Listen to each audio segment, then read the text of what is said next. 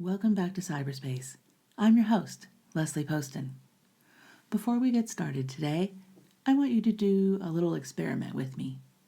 Go to haveibeenpwned, that's PWNED.com, and check if your email address has been in a data breach. Ignore any ads or anything. I'm not sending you there to buy anything. As of writing this episode, their site lists 941 pwned websites and over 17.4 billion pwned accounts. Pwned is internet speak for owned. If you showed up in the results, you've just learned the most important thing about today's episode. You're already in the blast radius for digital risk. Your data has been exposed by companies doing business online. Sometimes it's just your email address, but just as often it's your social security number, your phone number, your address, or your passwords. Keep all of that in mind while we talk about the global push for age gates and digital ID verification. Because we're trying to solve complicated human development problems with a compliance shortcut. And the shortcut doesn't work. It just creates new risk for everyone. Australia banned anyone under 16 from social media, with fines up to 49.5 million Australian dollars.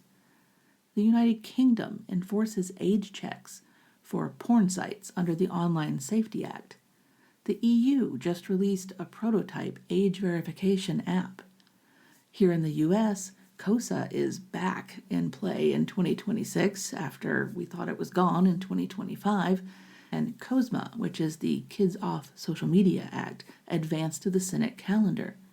The House pushed through a stack of kids' safety online bills with serious implications for marginalized groups. In June 2025, the Supreme Court upheld a Texas age verification law, and several states have followed with their own versions of this constitutionally fuzzy law. Watch how quickly scared adults embrace surveillance infrastructure when they're convinced it protects children. This is a textbook moral panic. A threat gets defined. Media presents it in stylized fashion. Moral entrepreneurs build consensus that, quote, something must be done, and the response becomes disproportionate to the actual risk. The Surgeon General's 2023 advisory doesn't say social media is harmless or that it's the single cause of a youth mental health crisis. It says we can't conclude social media is sufficiently safe without parental guidance, and lays out research gaps. That's scientific humility, not a crisis declaration. But authority bias kicks in. When someone like the Surgeon General issues an advisory, people assume the threat must be real and serious. The authority signal overwhelms the nuance of an issue. When researchers rigorously examine the evidence, the crisis narrative collapses. Orban and Przybylski analyzed 3 data sets with over 355,000 participants. Digital technology use explains at most 0.4% of the variation in adolescent well-being. Wearing glasses has a larger negative association with well-being than screen time. Odger's work is even more damning. Her reviews found that research generates a mix of conflicting small positive, negative, and null associations. Rigorous longitudinal studies that track the same kids over time show the strong linkages disappear. Adolescents already at higher risk for problems like depression use social media differently. Kids who are already struggling spend more time online. Spending time online does not create the struggle. Audrey's team found little evidence that adolescents experience higher emotional dysregulation or lower self-esteem on high use days versus low use days. So when pundits say social media is destroying kids' mental health, recognize the availability heuristic at work. We tend to judge likelihood based on how easily examples come to mind. Every tragic news story about a teen suicide mentioning social media makes the risk feel enormous, even though the statistical risk is tiny and heavily confounded. Media amplifies these stories because they generate engagement. Parents see the stories, feel terrified, and demand action. Politicians respond to the availability cascade regardless of underlying statistical reality. Odgers has longitudinal data tracking actual kids over time. People like Jonathan Haidt, whom you may have heard of, have a book to sell. These aren't equivalent positions. The problem isn't access. Bullying, sleep disruption, body image pressure, loneliness, none of these are solved by proving someone is 16. These harms often begin offline in social dynamics, school climates, and parenting capacity. Tech companies design products to exploit this. Recommendation algorithms, notification patterns, engagement loops, all engineered to maximize time on a platform. But age gates and digital ID verification keep assuming the problem is access. Social comparison has always existed. What's different now is that kids experiencing it online don't have necessarily the critical thinking skills, parental support, or offline community resilience to contextualize it. That's a literacy and a capacity problem, not a platform problem. If a kid is going down a pro-anorexia rabbit hole, for example, the question isn't, why did the algorithm show this? It's, why doesn't this kid have an adult in their life who notices they're struggling and intervenes? A present, attuned parent would see these warning signs before the algorithmic feed does any damage. And you can be 18 and still be vulnerable to all of this. Many adults are vulnerable to all of this. Age gates and digital ID verifications solve for the wrong variable. So, what's actually broken? We have a society-wide parenting capacity crisis. Not bad parents necessarily, just exhausted parents trying to survive in a system that has abandoned them. Secure attachments develop when caregivers are consistently available, responsive, and attuned. But how does a parent provide that when they're working multiple jobs, drowning in logistics, stressed about money or their health with no support network? Attachment security predicts emotional regulation, social competence, and resilience. Insecure attachment predicts vulnerability to anxiety and depression. When humans can't provide responsive attention because they're overworked and burnt out, kids will attach to whatever is available. That's why AI companions are becoming a problem. Kids forming primary relationships with bots that are always there and always responsive is also not a technology problem. That's what happens when children are starved of human connection. We should be talking about whether parents have the capacity to provide responsive, attuned caregiving, but that conversation implicates economic structures, work culture, social policy. It's just easier to blame the phones. We also have a literacy crisis.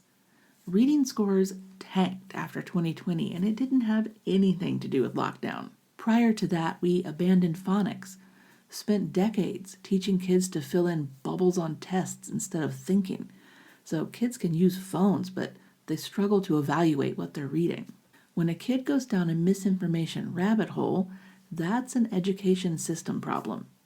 We didn't teach them to think critically, evaluate sources, recognize manipulation, so then we act shocked when they can't do it.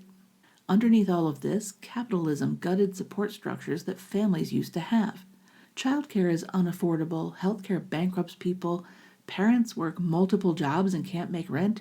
There's just no time or energy left to parent, so they try to solve it with laws. When kids struggle, we're told it's a personal failure. And that's victim blaming, telling someone they don't have enough grit. It lets us avoid admitting that we build a system that's making parenting nearly impossible, and then point at screens when the inevitable happens. So why do we keep choosing the wrong solution? Age gates and digital ID verifications let adults feel like they did something without requiring structural change. Symbolic action beats policy transformation that would redistribute resources. This is the illusion of control. Age gates feel more concrete and measurable. It's psychologically more satisfying than confronting complex systemic problems. People prefer simple, certain interventions over complex ones, even when the complex intervention would be more effective. An age gate or a digital ID verification feels certain. Fix capitalism so parents have time to parent feels overwhelming. Protect the kids unites people across the political spectrum. It lets them avoid admitting that we build a society where parents can't afford to parent and schools can't afford to teach. Once you activate protective instincts around children, rational evaluation of the evidence becomes harder.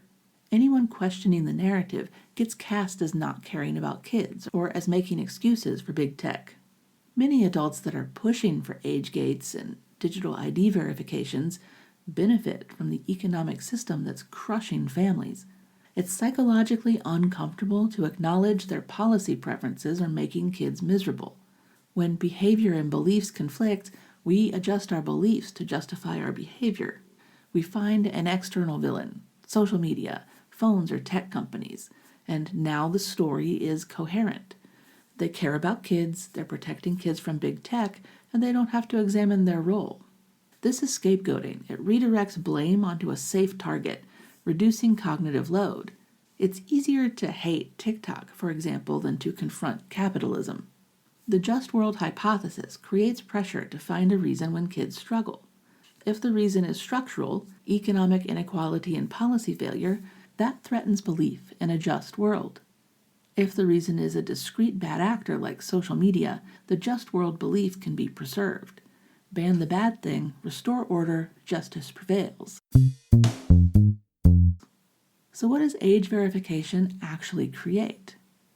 Australia's enforcement, age estimation from selfies, behavioral analysis, government ID checks, and bank-linked verification is not just affecting teenagers. Once platforms face massive fines for failing to exclude minors, they just verify everyone. So youth policy becomes universal infrastructure. More places where sensitive data is collected, processed, stored, and transmitted. Even when the laws say don't retain this data, the ecosystem expands. Vendors exist and logs exist, and systems get hacked. Remember that breach check we did in the beginning? We're creating more opportunities for exactly those problems every time we try and deploy this solution. This is function creep, when a system built for one purpose gets used for others. The Social Security number was never supposed to be a national ID. Biometric data for border security ends up used for domestic surveillance. We're living through that in the United States right now. Age verification infrastructure will creep into content moderation, law enforcement, marketing, and political control. If you verify your identity to access online spaces, you know your identity is linked to your activity. That changes what you're willing to say, read, and explore.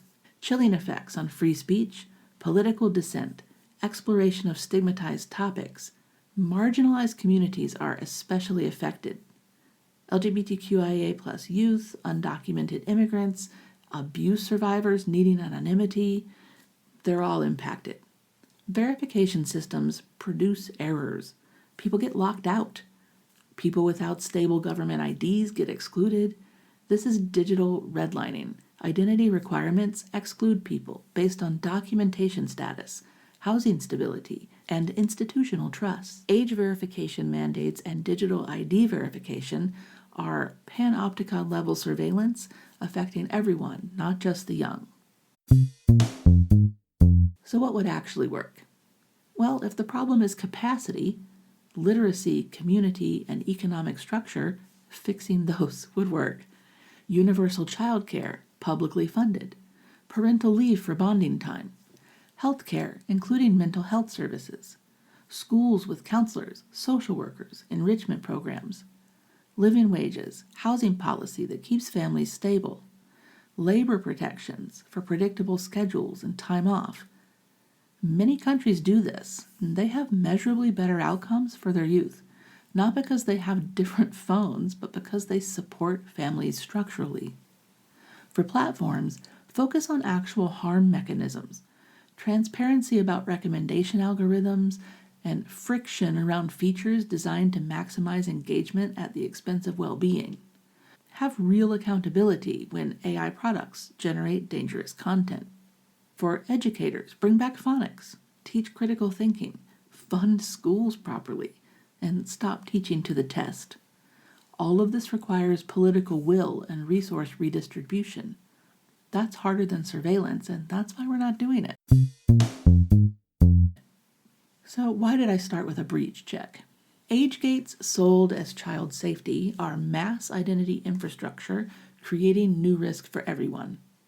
Once we normalize prove yourself to participate online, we're changing internet access fundamentally for everyone while avoiding confronting what's actually broken. When you hear the next proposal to ban teens or install age gates or have digital IDs or digital ID verification, ask yourself, will this reduce the specific harms we care about? And what new harms are we creating to avoid structural change? Age gates are a mirage. They look like protection, but they're distraction. Real protection requires confronting why adults don't have capacity to parent, why schools can't teach literacy, why communities are fragmented, and why families have been economically abandoned. The psychological mechanisms being exploited target real fears. Parents really are scared, and kids really are struggling, but fear doesn't make us clear-headed. It makes us vulnerable to manipulation. Simple solutions that won't work, that feel like action. Our brains pay more attention to threats than positive information. That's evolutionary. The ancestor who noticed the rustle in the bushes survived. But in modern information environments, this gets weaponized. You remember the scary story about the teen who developed an eating disorder after Instagram more vividly than studies showing small effect sizes. Loss aversion compounds this. The prospect of losing something feels psychologically more powerful than gaining something. Parents are being sold a story about losing their children's mental health, innocence, and childhood, and that activates stronger emotional response than stories about the benefits of online connection or the free speech implications of surveillance. Understanding how your mind is being manipulated is the first step to resisting it. When you feel anxiety about your kids' phone use, pause.